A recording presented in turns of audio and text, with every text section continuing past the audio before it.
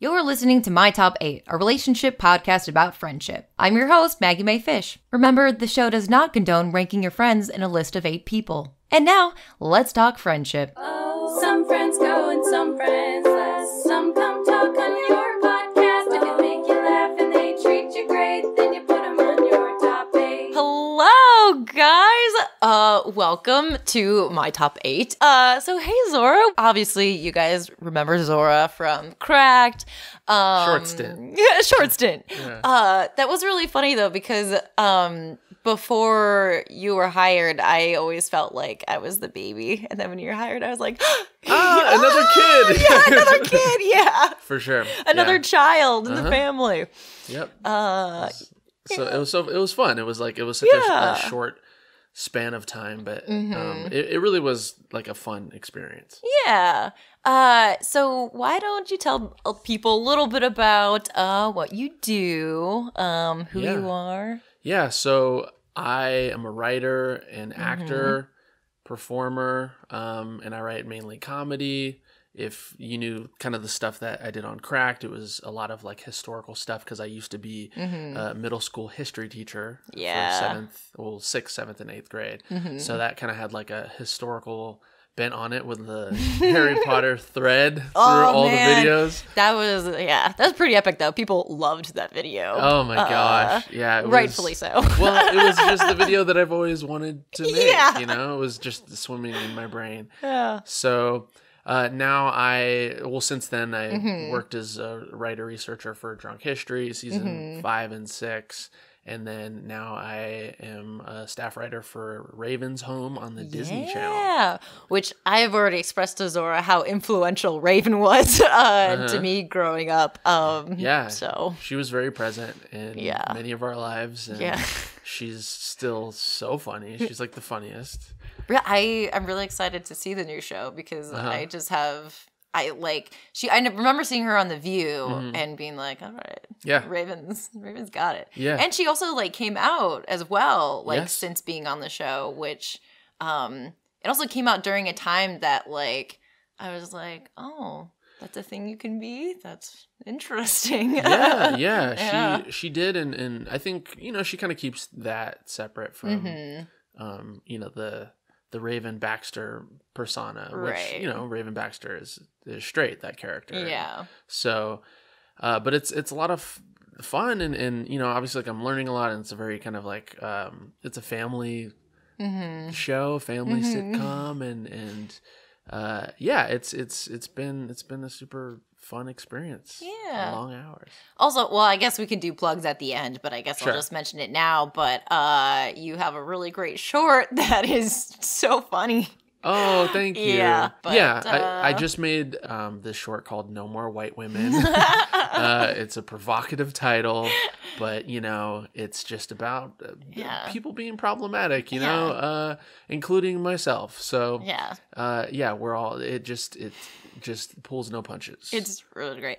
As a white woman and also knowing white women, I was like, this is yep. Yeah, it was really, it was made out of just experience and yeah, it all seemed very real. I was like, I bet you, I don't know if 100% of it is true, but I would guess maybe like 90 to 100. For sure. Yeah, there were definitely some real dialogue moments in that. Pretty much like 95 to 97%. Yes, I guessed it correctly. Yeah. So, but yeah, that's out there, and I'm glad people are enjoying it. Yeah. Well, Zora, I'm gonna ask you if this was the MySpace age and you were setting up your MySpace, who would you put in your top 8? Yeah, first of all, that was such a just. What a moment. What a moment in life that MySpace was in the top 8. Yeah, I was never anyone's top. What? Never. No. Oh, no. I remember in college I made the top 8 of this girl that I was friends with, but there was like this weird kind of, like that weird college thing. And then had a falling out or something, and then she took me off of her top 8, and I remember being like hurt by that. You know, like it had like emotional stakes, and it's so funny to think back on a thing that doesn't exist anymore. But it really, like at the time, it was like I mean, it's like watching someone cross you off of their like go-to friend list. No longer in my life, for sure. And it was like a statement that she was making. I remember it was a kind of like, and then when other people saw it, like my friend saw it, he was like, "Oh man, she took you up the top 8. That's cool." And I was like, "I know, right? Yeah, I'm upset. I'm upset. I am upset." So, but as far as top 8 right now, if I were to be creating that, I mean, I have 2 really good friends who are kind of like my brothers from high school, Brian Tucker, Travis Shelton. Aww. They're both married and live in different cities. Wow. And I don't see them that often, but they're like pretty much my brothers at this point. Yeah. And yeah, they'll always be in my top 8. And even though we've kind of like grown to do very different things, they would just forever be on there because they're like siblings at this point, you know? That's like, I have 2 best friends from high school who, on Facebook we say that we're life partners, and you know, one of them lives in Texas, and one of them just moved to Chicago. It's hard because it's like there is like a distance, and they do completely different things. Sure. Yeah, it's like, we'll be in each other's lives forever. But it still is like, oh, yeah, they're far away. I know, they're far away. And it's interesting, like, if you have enough of, like, a bond with a friend, you know, even with, like, this crazy polarization of just everything right now, even with one of my friends, one of these good friends, he turned out to be way more conservative. Wow. And that's very interesting. Yeah. And the thing is like, we're so close to where like there's just such a mutual respect where he'll say something and I'm like, no. You know? And you know, we'll disagree about things, but it never like puts our friendship in jeopardy. And I think it's because our friendship is based on, you know, just having some crazy experiences together, and obviously like, you know, being in fights and getting over them, and you know, almost like a sibling thing to where it's just like there's too much of like a mutual respect for us to the foundation is so solid, you can't fall below that, really. So wow, that is interesting. Sure. So Mm-hmm. I mean, it is possible. I mean, not that like, you know, he turned into like a neo-Nazi or anything like that. I mean, that's definitely different. But you can be you can have someone in your top 8, at least for me, who is a conservative, which is funny to me. Oh, that's funny.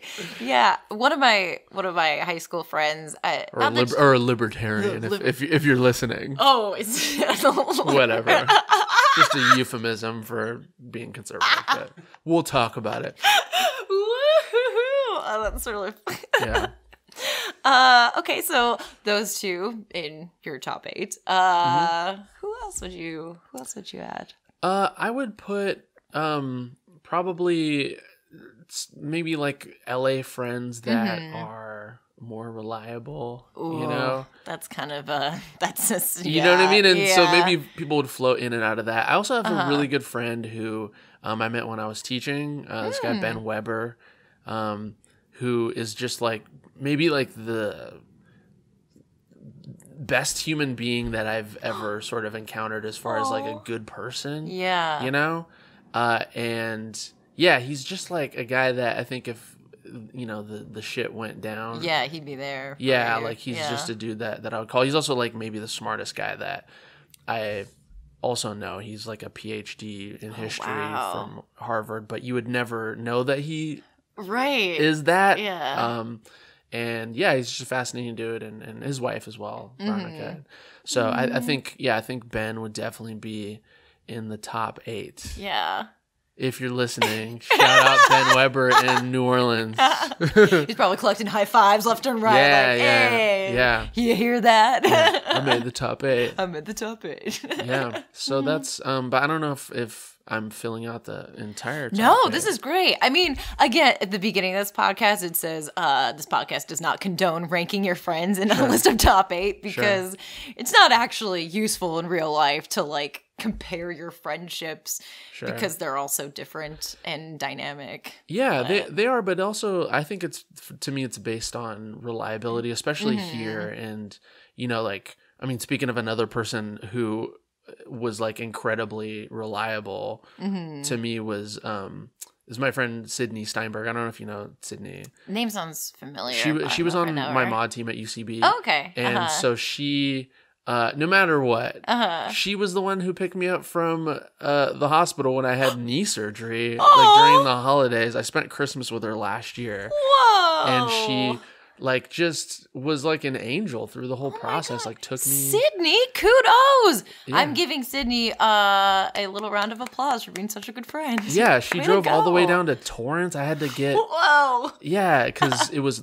the holidays and they couldn't. It was through UCLA and they couldn't do the surgery like at UCLA, so I had to get picked up from Torrance. And she came all the way down there and it was just. Yeah, like all my family was in Uganda during that particular holiday season, and so she really was like an angel, and I don't see her as like we don't hang out as much just because we're not on a mod team together.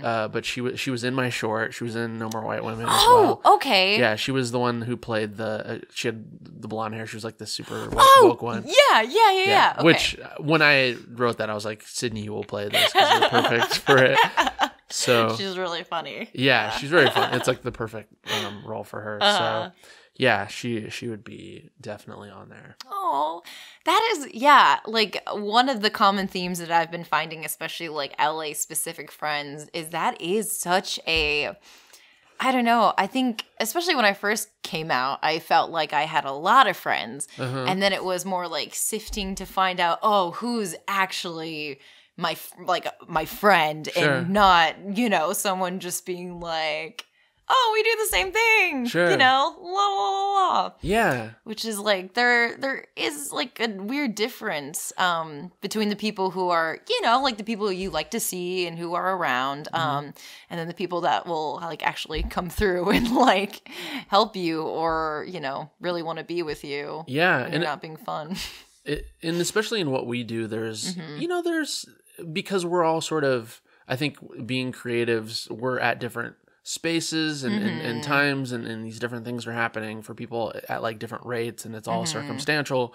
I think sometimes friendships can kind of get wrapped up in that if, just depending on like where people are in their career and whatnot. And, there's like kind of like a competitive element with some of the friends that I've encountered, I think, during my time here in LA. So I've learned to kind of, just be aware of that, but also to accept that nature just because it is very part of what we do. Yeah. It is odd. I can sometimes, if a friendship is like green and, we hang out and this and that. And if I like feel them starting to like distance themselves and it's like it's not anything personal. It's just like, that's what they like need to do to be happy for a while. And or just people that are happy when good things happen for you, which is that's been a huge litmus test for me because I've been you can tell right away. Like I've been completely shocked, bro. I was like, whoa, you are not happy for me. That's so jarring. It's so apparent that you can't take, and it has more to do, obviously, with where they are, and that's what I'm trying to say. It's always about them, and it's like hard not to take it personally. I had a like best friend. Now in retrospect, like I think I do a much better job at like picking friends. And when I got the cracked thing was when she just it became clear that she couldn't be happy for anyone but herself, and I was like, oh, okay. Yeah, it's painful. Even though it's more about kind of how they feel, it's still painful as a friend because you're sort of like, wow, I just want you to be happy for me, and I I think I've definitely been in times in lulls where these amazing things were happening with my friends, and I've always at least tried to kind of separate those two things to be like, look, that's incredible. Right. Yeah. Because, you want to be, you want your friends to kick ass, right? Yeah. And you want to be supportive and you want to see people like become their full potential. Yes. That's like the fun part about being a friend is that you get to be a witness to like, your friends like killing it and for sure. doing what they want to do with their lives. Yeah. Which should be a source of joy. It should be. It should be. And some people just either like emotionally or the way they were brought up or this or that. I'm trying to think if there's any like advice I can give to, when someone is in that position where they feel like left behind or they find themselves resenting their friends for like finding success. I mean, it's just like, it's not personal and like... Well, yeah, I mean, I've definitely like talked about this in therapy because I think when... Haven't we all? Haven't we all? But no, it like really, I think, bothered me when some of the friends that I thought would be more happy for me weren't. It really kind of hurt. Yeah. When it was unexpected. Right. And so what I've kind of grown to know and to learn is that it really is kind of like more about how they're feeling. And, I would tell somebody if they were sort of in a spot with another friend that it's okay to sort of feel like, oh, that I wish I had that. Yeah. But also you can still be happy for your friend. So you could feel that thing, but then still be happy for your friend. You can feel both things and it's okay. And then you can use that for motivation to, it's okay. Like it's a natural thing to feel competitive or to sort of wish that you had another thing. But, and burying it isn't healthy either. And it's, so it's okay. It's okay to feel both. Yeah. You really can. Yeah. And one day when you do something awesome, because you were able to do both, you hopefully the friends around you will also be able to like congratulate you, when you go on to do something really cool. And it's amazing to kind of find out the people that are happy for you and that are good friends because you're like, wow. Cool. Yeah. Noted. Okay, cool. Like I didn't even know that this was a test that anyone needed to pass, but look at all these awesome people. Okay, cool. So that's always, on a positive note. That's always really wonderful to find out. Yeah. The people that are happy for you and that wish good upon you. Yeah. And I know for me at least, like whenever I think, I've gotten to a point where like, I think like when I was in college, I think I used to be a much more like jealous person in a way, or like especially like early college right after high school. I remember like someone would get cast for a thing and me being like, what is wrong with me, blah blah blah. But now I think like I don't even really think about it. My initial reaction is always joy, and I will say like it's much happier because you can be happy all the time because everyone's like doing great stuff. And that's like, a good way to put it. It's like, this is just another thing that you get to be joyful about. You get to be joyful off of other people's things. Yeah. I don't know. So that's if you're me from the past, then I'm letting you know that this is much better. Yes. It's much funner. You from the past, that person who, when you were on our podcast. Yeah. Oh, yeah. Love that story. Yeah. Yeah. Oh, and also, well, I guess, again, we'll do plugs at the end. But Zora has a wonderful, wonderful podcast, Dopetown 3000. And they let me be on an episode. And yeah, exactly. That was a fun episode and such a fun story to wrap about. But yeah, thank you. Yeah. Oh, you're welcome. That was very much in that era of like, sure. Yeah. And I mean, I was the same way too. Like, I think, it's a maturity thing. And it really is. Yeah. Cause when I was younger, I would be more competitive with my friends and to sort because you don't have, at least I didn't have the perspective of like circumstance and how circumstantial things are. Yeah. And, things happen and then they don't, and then they happen and they happen at different rates for other people. And so like obviously maturity and age gives you perspective on that, and it's hard to understand that in the moment. But I do remember kind of being that person where I'm like, oh man, like I gotta. Yeah, I just like don't get it. And it's like you grow up and you're like, oh, I get it. Yeah, like I was friends with my guy friends were always the kind of guys who like girls would have huge crushes on, really? Or like I was definitely like in that position of being the friend of like the guy that I could kind of see that. Yeah. You know what I mean? Yeah, I'm like, hey, like I'm okay, cool. And so I think when I was younger that bothered me more than it should have, because I think, I was like, I had my own thing going on, and I should have like enjoyed, the little niche of attention that I got, because those were the fucking cool people. Yeah, those are the people that knew what's up. Yeah, because like we were the cool kids, like for anyway. So exactly.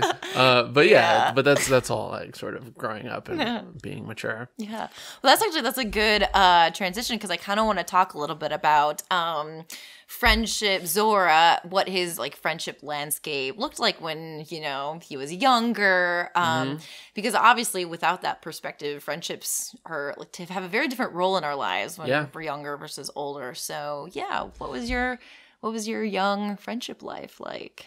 I always had like a couple of really good like close friends. I wasn't like the kind of person that had like a giant sprawling network of friends, but it was more like kind of, these are like my two dudes. My two dudes. Yeah. I grew up in a really small town in Northern California, not too diverse, so I was always kind of like the only black kid anywhere. Yeah. So that was a thing. I mean, I think when I was younger, it was less of a big deal because kids aren't naturally racist, it's all taught, so before we really reach that point, it doesn't make any sense really. It doesn't. And so like growing up, at least when I was like in elementary school, it was one of those things where we were just I had friends, and then like weird things would happen in the town with like an adult saying something like weirdly racist, and or somebody like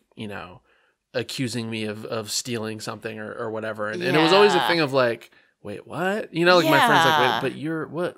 Being a kid in that town, it was, when I was a little kid, it wasn't like as pronounced of a thing. Yeah. But like as I got older, it just, that's just the nature of, living in this country. And so like that, more like the prejudice stuff happened as I became like an adolescent. And so that became more of like a factor in friendships. And I had close friends who I grew up who just kind of became racist in a way where when we were in high school, they would like say things that were super disrespectful or like would make jokes and I would like kind of play along with it because I'm, like, okay, well, but then it would always get to like a really uncomfortable space. Right. And I had to learn eventually that I couldn't really be friends with these people that like I grew up with. And that's like a hard lesson though, because it's like, by the way that it's constructed, it's like, these are my peers. These are my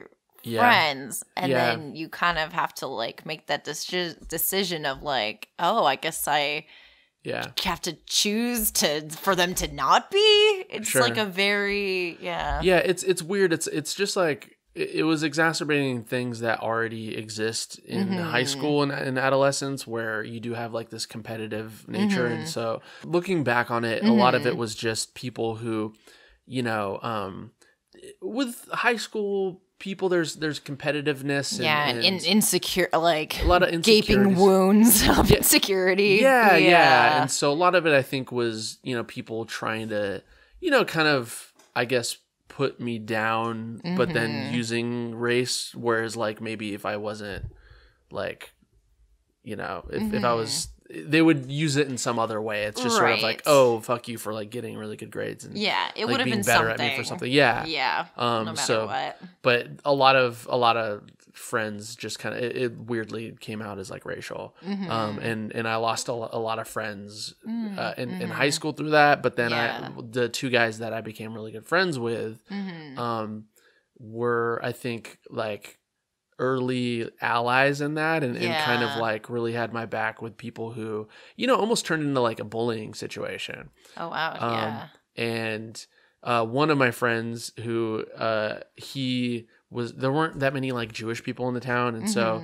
he was Jewish and he used to get shit for that, or at least like people would say things, and so at least we had that in common. So and again, like we're like high school kids, so like we would just gangly anyways. But then we would just make fun of each other for being different, you know, and just having our own special racial jokes for each other, which weren't super mature, but that's how we bonded, you know.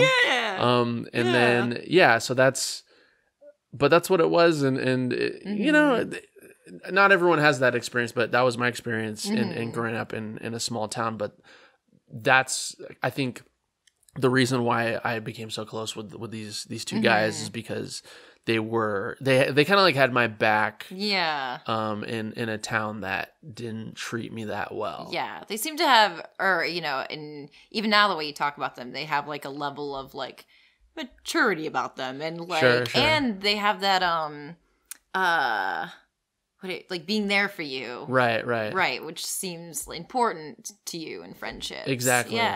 Which is ironic because it's not like they're, you know, it's not like their track history was being, you know, the most sensitive, you know, in that, or like piece, you know, like in comparison, I would say my friend Travis is not that sensitive of a person, but that was just they had my back in that way, and I think because of that, like in college and even in adulthood, I just think back on some of those times, and so sometimes I've encountered friendships where, you know, like weird shit happens, and I think part of being friends with people of like different backgrounds is like knowing when, like just being aware of weird shit that happens, in the same way that, you know, if I'm with like a female friend and something sexist happens, even though that's not like my experience, I wouldn't like deny that or like sort of pretend that it didn't happen to make things less comfortable. I think that happens with my white friends sometimes where I'm like, that's unfortunate that you just ignored this fucking thing that just happened because it makes you feel uncomfortable. How do you think I feel? It slapped me in the face. I would appreciate if you acknowledged that. So that's a thing, but I think, you know, that goes with just having friends of people from like different backgrounds, and I'm always shocked sometimes where if I become friends with somebody in adulthood and I kind of learn that they never were friends with people that like didn't I was sort of like, how do you exist in this day and age? That always shocks me. But yeah, that's kind of the background. I think like a good lesson from that is like don't try to like sweep things away. It's kind of like in improv. Everyone sees everything, so don't ignore it. That just exacerbates the problem. That's why we have a problem, because people just keep trying to ignore it instead of doing anything about it. Because it just it makes things 10 times worse. Like for example, like there was a time, not to like get too into like, you know, a downer story like that, but this is like a specific. We'll do something fun right after this. Okay. Cool. But so recently I took like this trip with an improv group where we went and did like this college tour, and we were in so we went to like rural Pennsylvania. We were in like Amish country and everything like that. And so we were in these like weird spaces where and there was like It was like a mainly like white improv group. And I think there was like one other black woman in our group. But not like the most diverse group. Nice people. So we were like going to these colleges and we went to this Amish town and I was like just waiting for something weird to happen. But the Amish people were actually pretty cool. Yeah. But then we went to perform at the University of Delaware and we were staying at this hotel like in the college town of Newark. And we did a performance and it was like great. And then we like came back and so we parked in this parking lot and so it was like a bunch of like improv-y looking young adults and we had like music equipment and everything. And one of like the hotel workers came up to like our group. We were all talking like in the parking lot and he came up just to me and he said, or are you staying in room 306 or whatever it was? And I was like, no. And he's like, oh, huh. And like he walked away. And we were all sort of like looking at each other like, that's weird. Like, why did someone die in room 306? What does that mean? Yeah, and why did he ask me? Like, that's so weird. Like, he just came up to in like a group of people. Yeah. And so we walked back in to the hotel, the front door, and then so he was like still like on his cigarette break. Yeah. And he and I was like, hey, what happened in room 306? Like, why did you, like, was there like a party? Like, what happened? Yeah. And he was like, oh, room 306 doesn't exist. And I was like, wait, what? And so we walked back in. What? Yeah. And so we walked back in and I was like looking at him and he was just sort of smoking a cigarette and he was like this just like sleazy looking fucking old white guy with like, like a gray ponytail. It doesn't exist? Yeah. Just like, he looked like a Danny McBride character. And so I was looking at it, I was like, this motherfucker. Yeah. What? And it was just, like the warning flags went up. So he came back in. So he came back in and like went behind the desk. And I was like, hey, that's weird that you would ask me if I'm staying in a room that doesn't exist. Yeah. Like, why would you ask me that? That makes you sound crazy, sir. Can you explain yourself? Yeah. And he was like, oh, well, because you fit the description of someone that was like walking around in the neighborhood and and so I was just like suspicious because you fit the description of like some guy and I was like, you realize like what this sounds like, right? Like you realize that you're profiling me and that you're sounding like a racist person. Yeah, this sounds like a book on like a interaction of someone profiling someone else. Sure. Like yeah, and so as this was happening, like I'm in a group of like mainly like white 20-somethings, 30-somethings, and they're like witnessing this. Yeah. And I'm getting like more heated because I'm reacting to like normally to like something unusual that's happening, right? I talk about like improv, right? Like I'm reacting to a thing. Right. And so instead of like sort of at least acknowledging or also reacting, everyone sort of got really uncomfortable, aside from like the one other person of color who was like, that was racist. That was some racist shit. So everyone else was like, and kind of acted like it didn't happen because it made them feel uncomfortable, which made me even more enraged. And it just like, it just exacerbated everything. And so I would tell anyone in a scenario like that, if anything ever happens, if you're not used to something like that happening, the best way to handle that is just to acknowledge what happened. Yeah. And they'd be like, you're allowed to say that's fucked up. Right. Because if some crazy shit happens and everyone around acts like nothing happened or it's not insane, then that makes the person who is reacting in a very normal way seem less insane. Yeah. But anyway, that's just an example, I think, of the kind of scenario that would show me if someone's a good friend or not. Yeah. And I'm like, I don't know if I feel safe with these people because if some shit went down, I don't know. Like I don't feel safe with them. They like would they don't do. Yeah. Like they're not, like they don't have my back in that way. And it's not like they have to like fucking, like start marching or whatever, but it was like a situation where they had the opportunity to like it was, and it's you going like duh, like exactly. So I had to like I turned into my father where I just made the guy feel really uncomfortable and started talking really loud and like took a picture of him and like blasted him on Twitter and like just I was really loud about it because, you know, I'm at a point where when shit like that happens, I have to like not shut up about it. But I was shocked at like the non-support of like the majority of the group, which was unfortunate. But they wouldn't be in my top 8.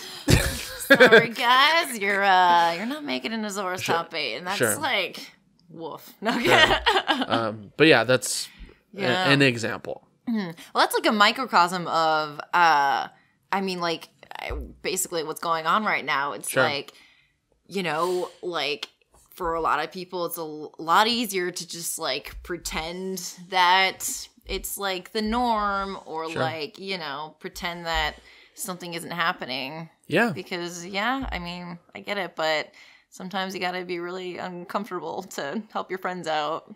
Exactly. And the same thing when like it's, you know, if someone does if we're in a room full of people and someone pulls their pants down and no one reacts to it and you're the only one that reacts to it, it's kind of just like that person's going to keep pulling their pants down. They're going to keep pulling their pants down. Yeah. They're going to keep pulling their pants down. One person thought it was weird out of a group of 10 people. Sure. So we're going to act like that person wasn't completely insane for doing that. Yeah. At work or at church or whatever weird scenario that would be aside from like some.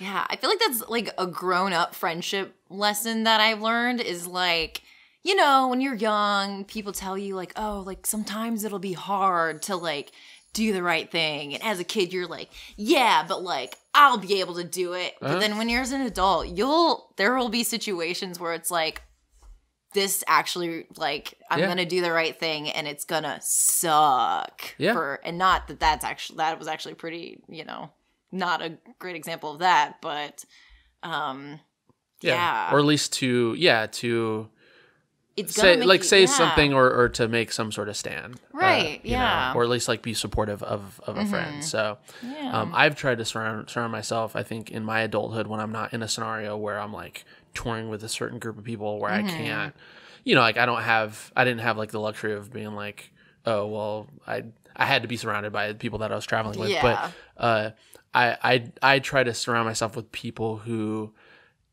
you know, that have my back, that I feel safe around, is an important thing, at least.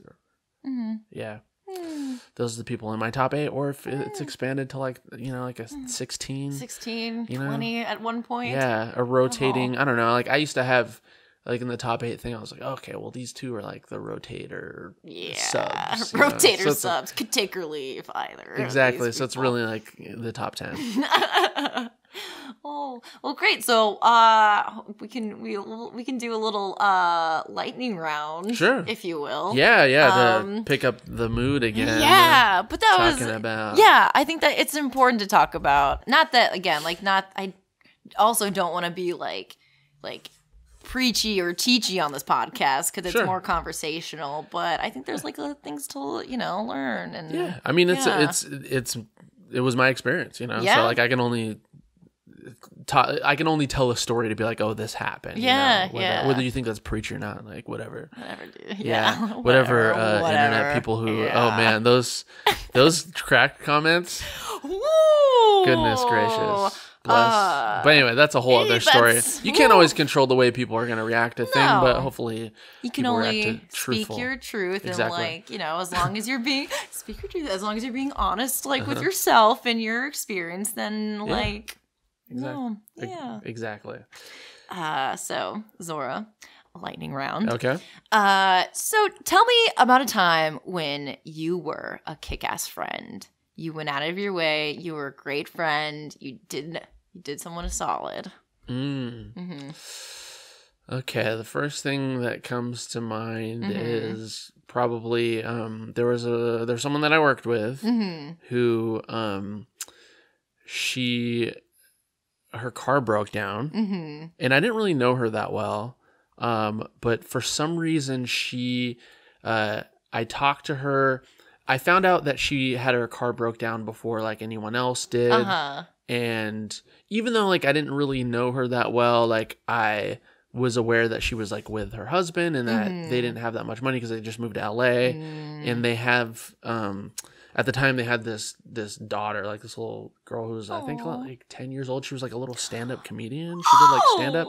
Now she's like a grown-up actress. This is how long ago this was. She is like on TV shows and stuff. But at the time she was like a little like stand-up. She's hysterical. So but I was like, oh no, like they're like this family that just moved here. And so at the time I still had like I was under my dad's AAA account. Nice. So I like sent a AAA like tow person to like tow them and to like sort them out and you know, because I had like extra miles on it and even though I didn't really know them that well, it was kind of a thing like, oh, I know that you haven't done a thing for me, but I am gonna do this thing because I think it's the right thing and I am concerned about your safety and you have like a little child and that's well, kudos. That was you being a great friend, Zora. Sure. And they're safe now and they're so successful. It's insane. Awesome. Like they're like killing it. I love to hear about like little girls growing up to like be awesome. Oh, it's insane. She was and I went to her, she had like this one girl show. I can't call it a one woman show. Yeah. But she was like 12 years old and she did this show at UCB. Whoa. She all wrote herself and it was so funny, but also like very clearly written by a 12-year-old, which was also charming. It wasn't like, oh, the parents wrote these jokes. Right. So there was just like a bunch of there were like a lot of fart jokes. And that's so great. Yeah. And she's killing it now. That's great. Yeah. So when was a time, Zora, that you could have been a better friend, or maybe you let a friend down either accidentally or on purpose, or we've all done it. Yeah, we've all done that. So there was a girl that I was dating. It wasn't like a serious situation. It was like a girl that I was dating and we would only see each other on weekends because I lived in Pasadena at the time. She lived in Santa Monica. Woof. And she didn't have a car. So it was like one of those situations. And she was like from France and whatever. So ooh la la. Yeah, exactly. Was that why you were dating her? No, I'm kidding. Yeah. Oh, c'est la vie. No, she was. There were multiple reasons why, but so it was a situation. So this was like back when I used to be a substitute teacher, and I would kind of live and eat by however many like sub gigs that I got, right? And so there was a time when there was a week when I was getting like a bunch of work because I guess there were all these teachers out, and I got a call from the hospital in Santa Monica, and they were like, "Hey, we have someone here, and she was hit by a car. She's okay. She's fine. She didn't break any bones. She's just in shock right now.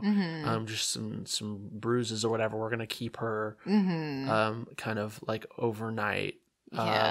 But you know, you're like sort of on the list, and if she needs a ride, you know, we may need to like reach out to you. And so so I told like this hospital person, I was like, okay, well, is she okay? Is she, and basically I wasn't there to like pick her up from the hospital because I had to work that day. And I like needed that work. And so I said, if she does not have a ride, let me know.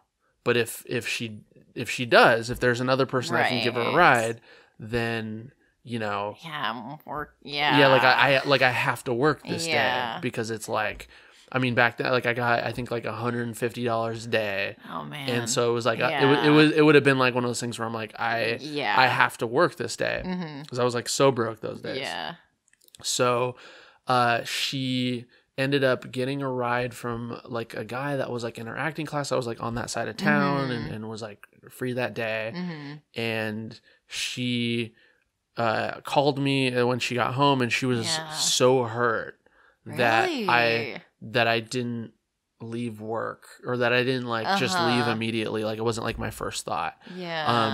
And you know, in my mind, like at the time, I'm just very, I grew up around hospitals. Like my dad is a physician. And so like, I'm very kind of aware of like, you know, what happens in a hospital when people call. And so like, I made sure to talk to the nurse and everything. And so I know the whole like phone call situation and how people like leave and get picked up from the hospital.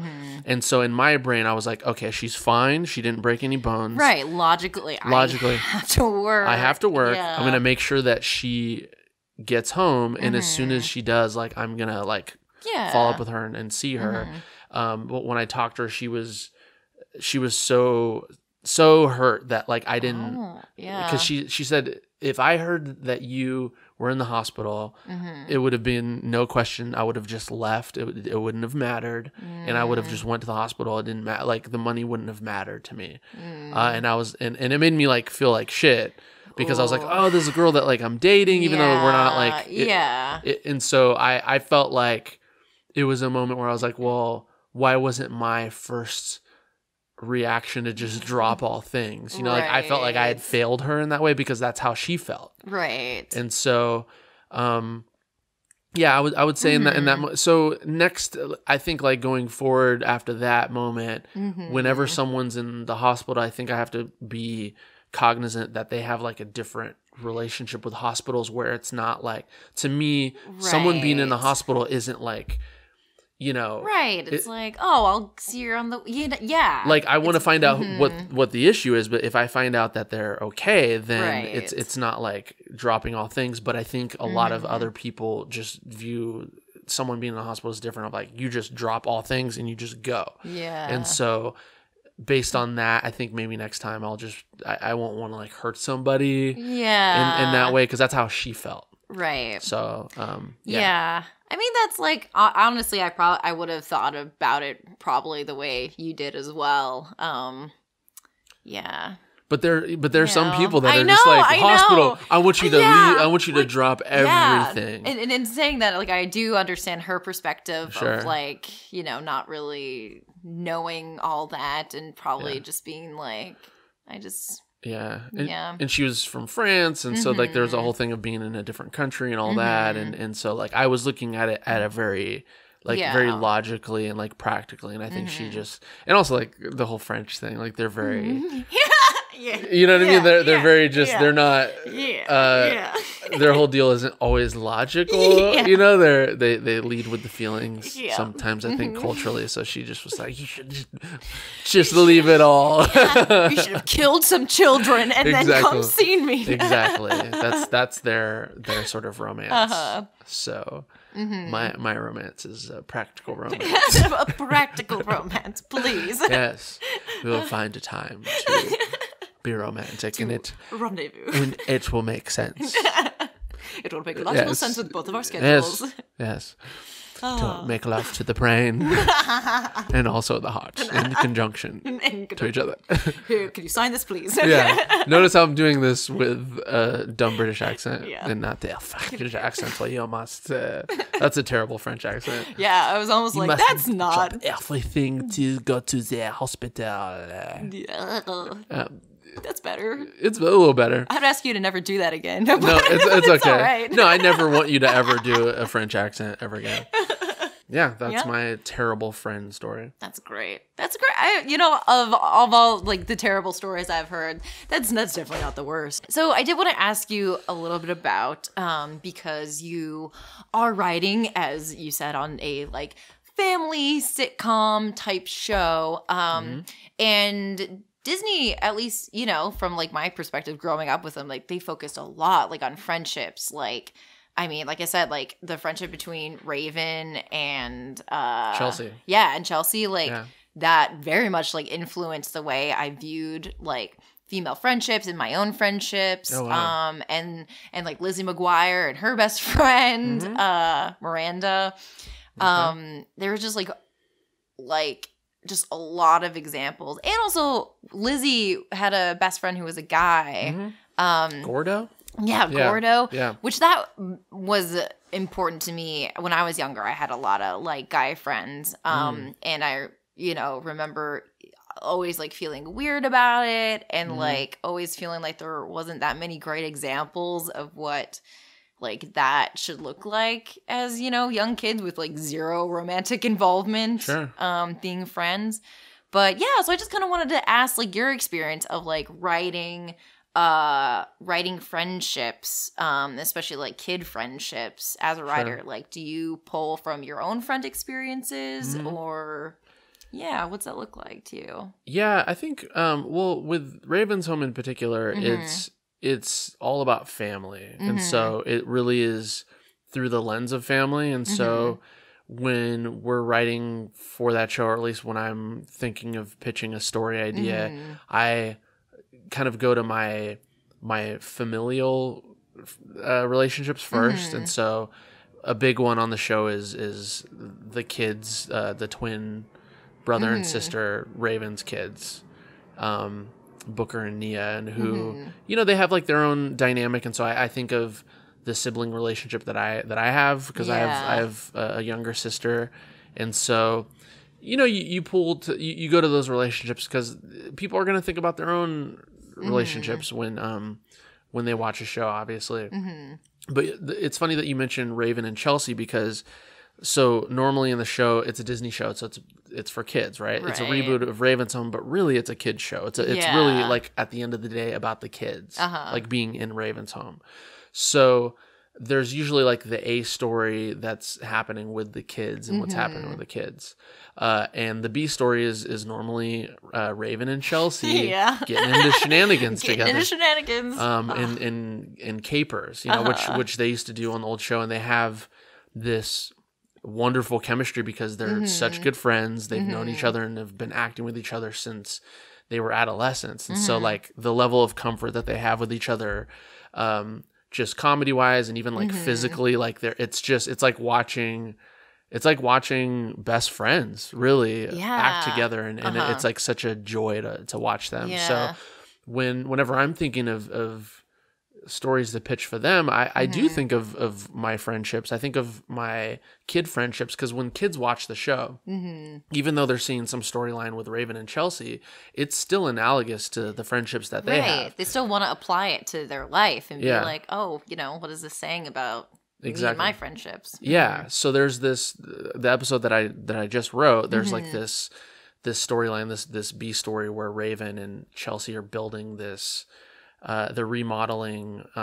their kids' room, because they all live together, and so their kids share a room, their boys share a room. And so Raven is kind of like, she's a bold personality, and she will kind of steamroll, and not listen to her friends sometimes. Her friend's like, hey, I have an idea, and she's like, no, we'll do it like this. She's sort of like the bossier friend. And so I think a lot of people can relate to that. I remember even being like 5 years old and having a friend coming over, and that friend being like, we're doing this, and we're like yeah, but no, we're gonna do this, and we're gonna play this, and then you're gonna do this, and so and so I think like kids watching that, even though they're watching adults, can relate to that dynamic. And so I always try to think of whatever storyline they're doing, of it being reflective of like a kid's relationship, because really like that's what they are. Like they've been friends since they were kids, and they still have that dynamic imprinted, because it lasts forever. Like I'm sure when you see your friends from childhood, it's the same thing. You just snap into. You snap right into it. Like when I see my friend Brian, like we're just like hitting each other, and like we totally revert back into the age in which we were the closest. So I don't know if that answers your question. And also like great. And they have like school scenes too. So like I think a lot about the dynamic that I had with my friends and other kids at school, and like little rivals and like beefs and stuff like that. And so I in the same episode there was like this whole like diss track, rap beef thing going on, and so with this like other group of kids, and you think about when you were in middle school and there's as a boy, there's like a big ego and pride thing of being. Oh, I remember you boys. Yeah, I remember you guys. Exactly, being like dissed in front of people, and like sort of saving face, and so there's like that whole kind of thing, and so. And I mean, I taught, so that was like a whole thing. Yeah, I was gonna say with my boys there was with the girls, it was all about. And again, I don't want to like gender people, but at that age, things are a little bit more concrete. I mean, people place you into groups and boxes at that age. So it is a bit more like concrete in that way. But with the boys, a lot of it was just like, oh, like he like dissed me, and and this and that. And then with the girls, it's like she left me out. Oh like, she ignored me. And she might as well have just stabbed me in the heart and killed my dog because that's how it feels. That's the worst thing you could do is like make friends with someone else. So I think you nailed it. No, yeah, pretty much. So, but I think like a lot about that. My own middle school and also this middle school where I worked for 3 years. So Zora, we have spent this whole time talking about friendship and what it means. So now let's fight to the death and defend our choices. Okay. And figure out who is the better fictional friend. Okay. Would you like to go first, or would you like me to go first? I'll let you go first. Oh yeah? Yeah. Okay. Great. Well, I picked RoboCop and Anne Lewis. They're from the original RoboCop. And I was not a kid that grew up with RoboCop. I guess culturally knew it was like a robot cop. I got that much. And I didn't actually watch it until maybe like a year ago. And as I was watching it, I was just so impressed with how like their friendship was written. There was like no undercurrent of like attraction towards each other. They were like very equal partners from the get-go. Yeah. I think they have like one or two like snide comments when they first meet. Yeah. To introduce the fact that these are like equals. They view each other as equals. Like they need each other as partners. Yeah. And like one being a woman, one being a man, I was just like, this is great. Sure. And again, like I mentioned before, just like having a lot of like very close guy friends, it's always nice to see it portrayed in a way that like I experience it, which is just like, they're really there for each other. Right. Yeah. Okay. Yeah. All right. RoboCop, huh? Yeah, that's... RoboCop, that's... Yeah. RoboCop, when did that come out? Like 87? 8? That was pretty 87. Small. Yeah. Okay. All right. Yeah, so...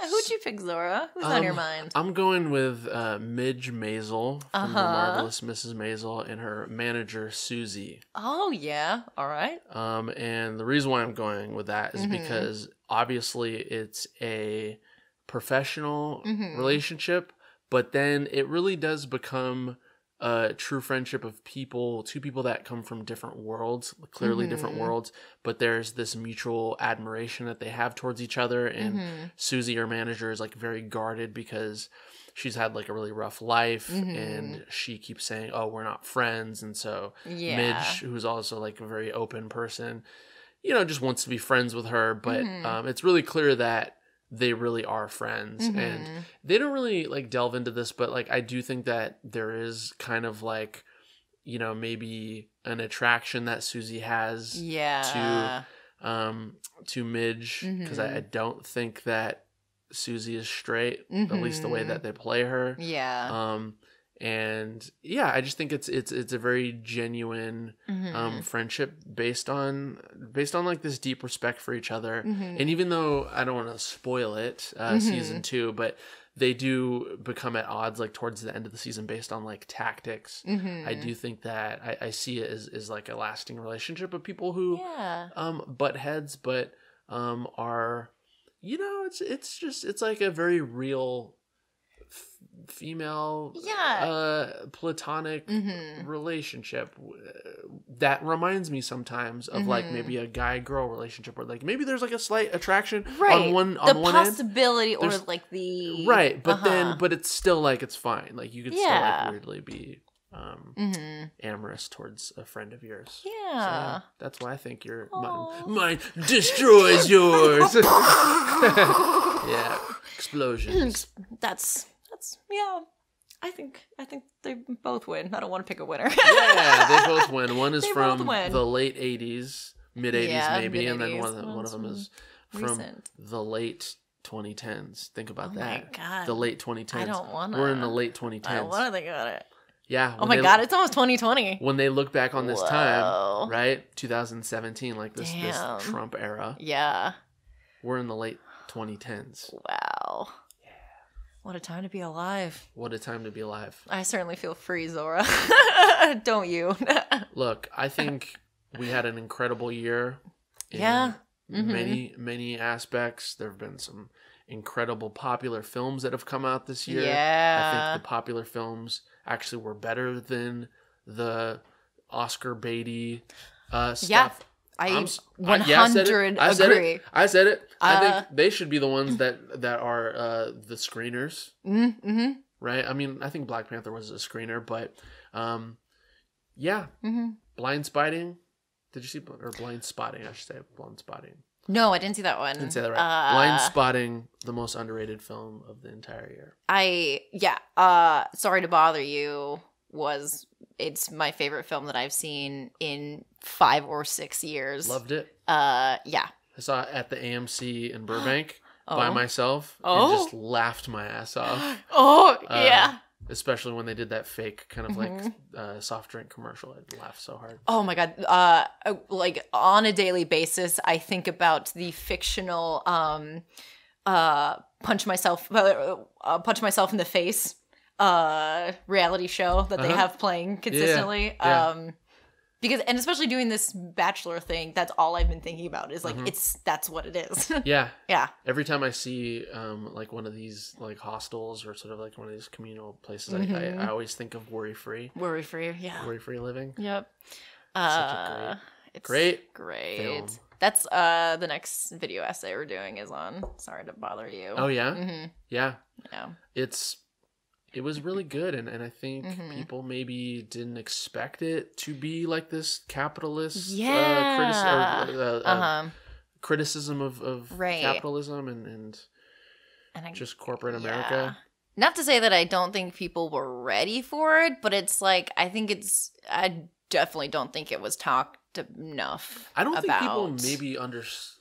Like, I don't think they got it. Or didn't really get it or something. Because the lack of, like, discussion around it is, like, was, like, weird. And not that there wasn't articles and stuff. Yeah.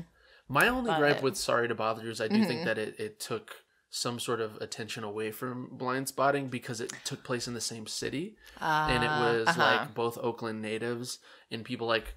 Weirdly, they like I think Sorry to Bother You was like fetishized in a small circle of people when it first came out, and I think it came out at the same time as like Blind Spot. And I wish more I will say that's true because I have, like I said, I haven't seen Blind Spotting, and I think when I saw Sorry to Bother You, like I didn't see a ton of movies last year, and then that's the one I chose because it was like a little more flash. It kind of like overshadowed it a little bit. Yeah. But Zora, it is such a delight as always to see you. Thank you for coming over and talking about your friendships. And I just want to thank you for being a great friend and just being a good person. And you're definitely one of those people that I am always just ecstatic to see what you do, and I'm always just so proud of you. Oh, well, thank you so much. Ditto.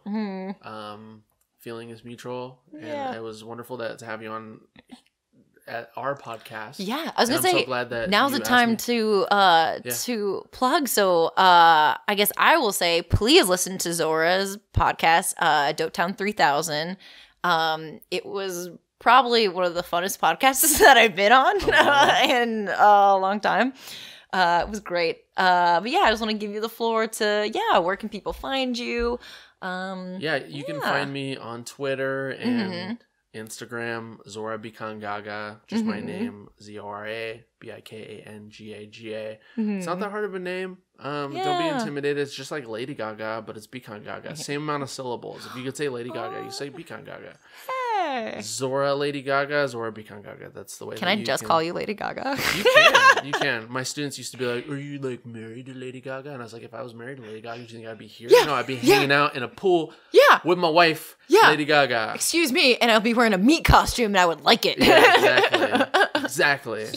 But yeah, so you can find me on there. I have the Dopetown podcast that you can find on Apple Podcasts. It's on Spotify. It's through Campfire Media, which is on their website. And you can listen to Maggie's episode because she was so infectious and wonderful. And it was great. Great to have you on there. Aw. Yeah. Well, thanks. And then also... check out No More White Women on all of the social media, or at least on Instagram or Twitter. It's a short. It's under 5 minutes. It's fun. It's just real quick, and I mean, but also I know you, so that made it double funny. But it's you don't. Also, your reactions in it are so fun. The way you just like swallow things is like so funny. Well, I wanted to make it realistic and non-preachy because really, like that when people say like crazy things to you, you react in a way of like.